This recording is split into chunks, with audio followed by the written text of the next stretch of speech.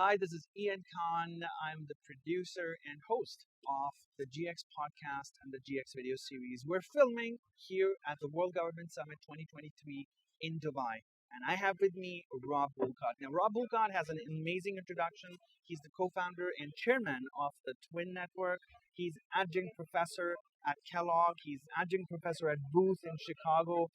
And he's a board member at many different organizations. The list is too long. Rob, welcome to the show. Thanks, Ian. Great to be here in Dubai. It's such a pleasure having someone like you be in Dubai, attend World Government Summit, but also attend the GX Forum, the GX Talks, because we need leaders like you to help us understand what's going on in the world. Well, I appreciate that, Ian, but I'm most excited to be here because more than anywhere else I visit in the world, the future is being created here in Dubai, in the UAE. The rate of prototyping, of experimentation, of just trying things, and some of them work out great, is higher here than maybe anywhere I've seen in the world. Now you work across, universities, networks. You work across the newer generation of entrepreneurs who go and make amazing things. What are you seeing from more like a entrepreneurship life, life cycle? How is innovation happening these days? Well, that's a big question. I invest in entrepreneurs. I work with entrepreneurs, but my research and teaching has been focused on large enterprises and governments and large nonprofits and how they try to innovate or fail to innovate, as the case may be. But I think one of the most exciting things to me compared to 20 years ago when I started in this field is that there's a lot more flow between large companies, governments, entrepreneurs, investors than there was 10 or 20 years ago. And the flow isn't just, I'm going to invest a little bit of money and hope it works.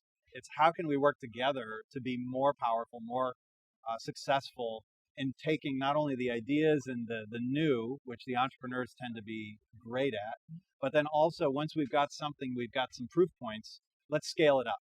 And nobody is better at scaling quickly than large enterprises. They have to be bought in. They have to get over their own internal inertia. But if they do, in partnership with entrepreneurs or governments that are being supportive, like here in the UAE, then scale can happen a lot faster. What is the reason for this increase of flow? Is it just that there's a lot more cash that companies have available now? They want to invest it in the right places? Or is there more focus on collaboration? That, hey, let's find the next big breakthrough and collaborate across the board. What's going on? Yeah, well, collaboration's critical, but that's a means to an end. And so it's happening more because it works better. It works better when we bring people together from across different lines, different industries, different roles in the world. And an entrepreneur's role is to navigate through significant uncertainty and build and pursue a vision where others can't see. An executive at a large established company's role is to take those extraordinary resources that have been built up over decades in some cases and shepherd them, steward them to remain successful in the future. Those are very different roles. But we find that when you're trying to create the future, you need the resources to invest. You need the existing customer base, the channels to market, the understanding of how the industry is today. And you also need the people who can re-envision how it should look in the future. Yeah. And that's where this starts to happen because it works. It's not just because people woke up one day and said, we need to be collaborating because somebody told me we need to collaborate. It's because the people who are better at collaborating do better. Okay. Their businesses do better, they make more money, and then other people say, I want to do that. Yeah. Now, for organizations, large enterprises, you do see leadership behave in a different way, right? Look at current leaders of large technology companies as an example, the Googles, the Microsofts. There's a shift in leadership as it was compared to 20 years ago, right?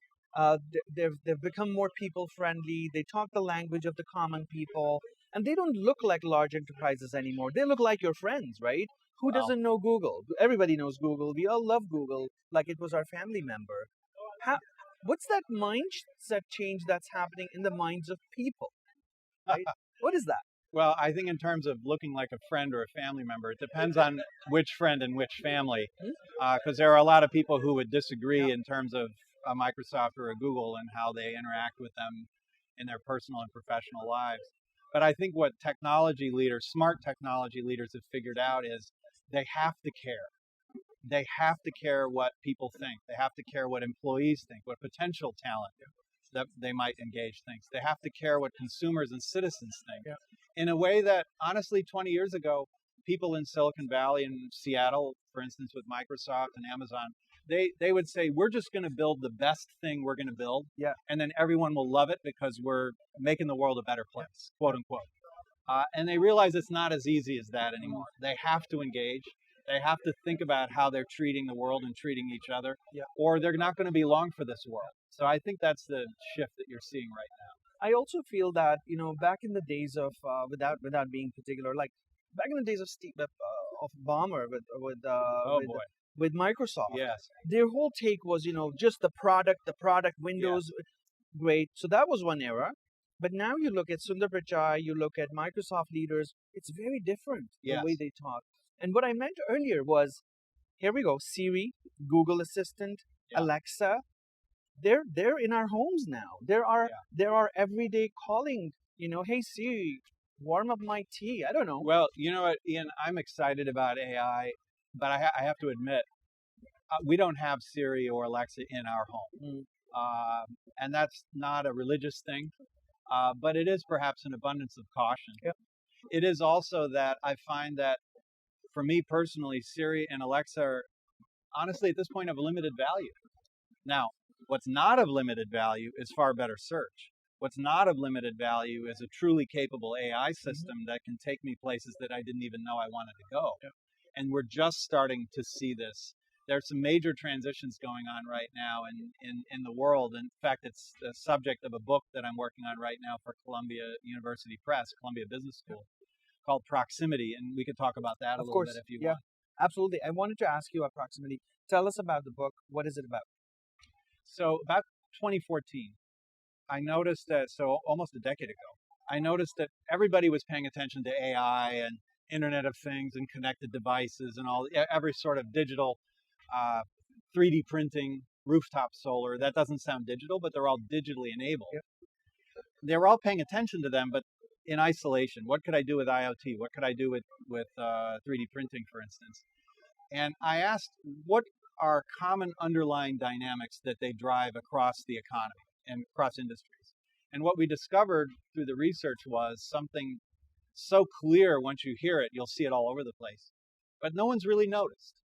And that is in that digital technologies, because they allow us to distribute capabilities at smaller and smaller levels all around the economy, ever closer to each moment in time and space. Therefore, what they do is digital pushes the production and provision of value ever closer to the moment of actual demand in time and space. That's proximity.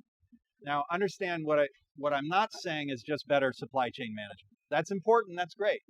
It's much bigger than that. I mean, technology, business model platforms that literally allow us to wait, to procrastinate until there's an actual customer ready to pay for something. And then the value add is done, and then the product or the service or the experience is created and provided right there where and when it's needed. Yeah. That's proximity. I mean, that's changing fundamentally how we've traditionally done anything. Absolutely. Right? How do you think, or which markets would you think would be the first to take that on board? Right? Would it be Asia? Great. Would it be India because of their scale of amazing talent? Would it be the Middle East or America? What's your take? There is a difference in how open different parts of the world are to trying these new things. But from what we're seeing, it's not so much a geographic question, it's more of an industry and value question. So to give you an example, the things that become proximate fastest are those that can be completely encapsulated into digital. So this sounds obvious, right? But remember a decade or so ago when Netflix announced they were going to be streaming, their share price collapsed because people thought, oh my gosh, they're going to give all their value away digital, it's going to be stolen. Well, what happened? The opposite. So anything that can be completely digitalized can become proximate almost immediately. I mean, think about it. We take it for granted. You can watch any video you want, anywhere, at any time on your smartphone.